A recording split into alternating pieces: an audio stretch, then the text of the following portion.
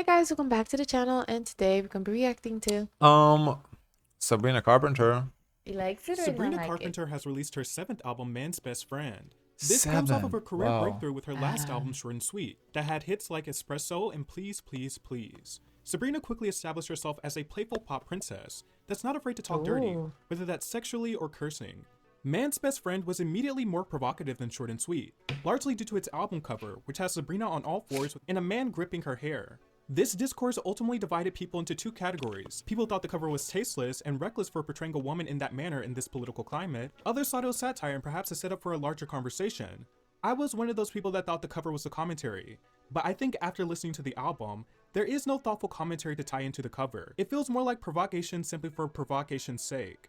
Sabrina Carpenter is not trying to get across a larger message here. Even if the I mean, what did you think the music, like based on the cover, what did you think was Yeah. the music was gonna be? Yeah. I didn't think nothing. Definitely not PG. Yeah, like the music is not PG, but at least her last album was not PG either. Yeah, If her you, tours. there was her tours, yeah, the Juno pose. There's a lot of innuendo in her music. To me, the album is very appropriate to her. We kind of talked, not the album cover. We kind of talked about this already when the album cover came out. So I'm just not sure how the album cover affects your expectations in terms of music. I never really paid attention to the album covers. Like even back in the day when we had to buy CDs, I never made an assumption about the music based on the album cover.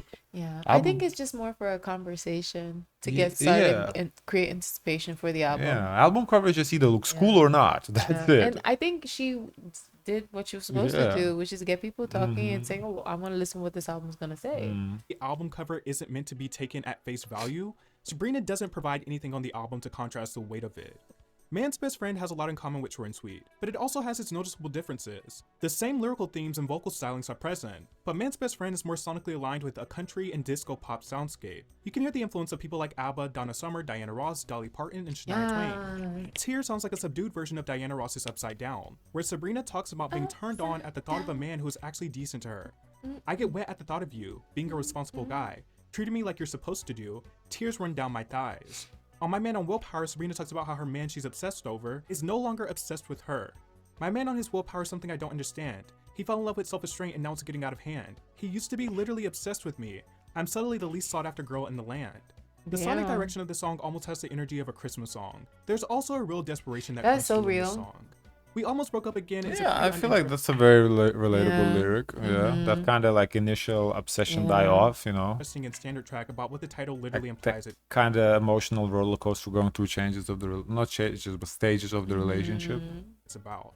Nobody's Son sounds like it was inspired by Chaperone stylistically. On this song, she seemingly writes to a parent about how their son has done her wrong, and really how nobody's son is worth her time at this point. Never Getting Laid is a laid-back disco track with some of her most cutting lyrics that could flip like a switch, that could wander and drift to a neighboring although the chorus is just You kind know of what I corny and like feels about her ham-fisted. music is like you'll fall in love with one song and think, okay, that's the only song I'm like. Then you find another song you really like and like, damn. And then you end up loving the whole album. You're like, whoa. I wish you a lifetime full of happiness and a forever of never getting laid. Go-Go Juice is a country pop number about her getting drunk to call exes. The real highlight of this album is House Tour. There's a strong 80s R&B influence, you can hear some Prince vibes. The innuendo is barely an innuendo, but it's well done. Do you want the house tour? I could take you to the first, second, third floor, and I promise none of this is a metaphor. We've I seen just that want you to come before. Is that with her? With the house reference? The first, second, third. I remember a music video like that. And then we were explained to the references, the double entendre in that. Remember? It was a while ago. She did have like a house, Yeah. like a staircase kind of in her Yeah. live performances and also in the Netflix special. Yeah. But I don't remember like what you're saying I'm exactly. thinking maybe someone else too who did this reference. I don't know.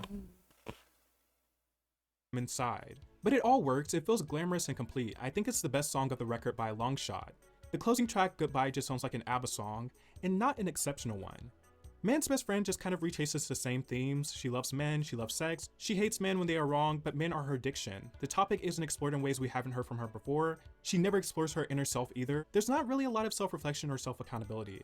The melodies aren't as gripping as Short and Sweet. At times they feel a little more constructed than easy and natural. I Ooh, also think that I'm she's nervous. tipped the scales with this album, where the jokes and the one-liners take precedence. There's no longer a balance of earnestness, and in that sense, a lot of the songs can feel extremely caricature-like. I just don't hear or see growth lyrically, performance-wise, or conceptually from her last album to this Wow. album. The writing is not very clever, it lacks some of the charm of her previous work, it feels so heavy-handed and obvious. One thing I will say, it's more cohesive than Short and Sweet, but it's definitely not a better record than Short and Sweet. She's smart to follow up so quickly and strong. I mean, to make Maybe a it's too much on the nose. no, just to make a better record than Short and Sweet is like, That's hard. to me, almost impossible. Let's be real. Short and Really Sweet, good. I really felt like it should have won the album of the year last year. I don't think it won any of them because others won. But I think every time like we did predictions or like who we would like, I always pick Short and Sweet because I did feel like in terms of the cohesion, how many good songs is in the album. To me, this was the best album of 2024. I just don't think it's really. Is it possible? Yes. I don't think it's realistic to have an album better than that. Short and Sweet had like what, three,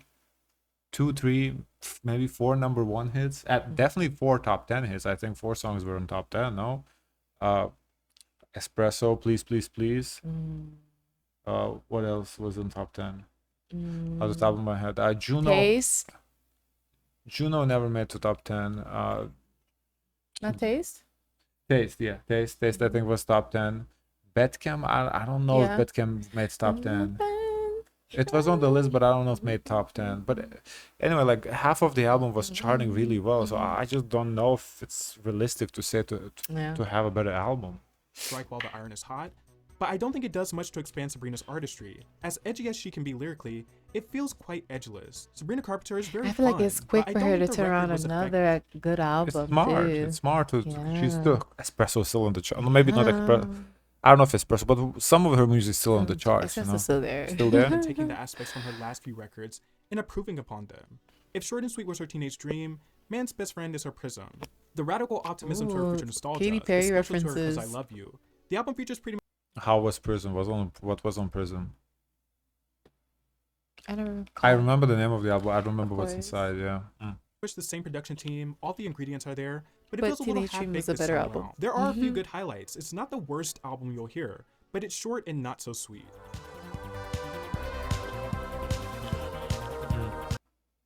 Man, Shell Tears on House Top. Anything else? Yeah, I don't know. okay. I think it's a little naive to expect her to come up with a better album. I just, as I said, Not a pressure. it's Hey. once you drop like a classic, and I think we can call that album a classic. I do think it earned that status. It's a really good album. At least she didn't have us wait for like 10 years, you know? Yeah, I don't think it's just realistic to kind of expect. Can she do it? Yes, but we shouldn't Yeah. expect her to do it. I think if she drops something better than Short and Sweet, we should be very happy. But if she doesn't, I don't think we should be here satisfied. like, oh wow, Yeah. this is so disappointing. No, I think expectations should be couple good songs, a bunch of mid songs, a couple bad songs. I think that's a good album. Like if you have 2 hits, 3, 4, 5 mid songs, okay songs, but not bad, and then a couple And you songs say- escape. Yeah. I think that's a successful album formula to me. And who's to say that in the future the songs don't pop up and make the charts? Thanks to TikTok or the next Yeah. new social media platform. Yeah. Can I see the comments? Sure, yeah.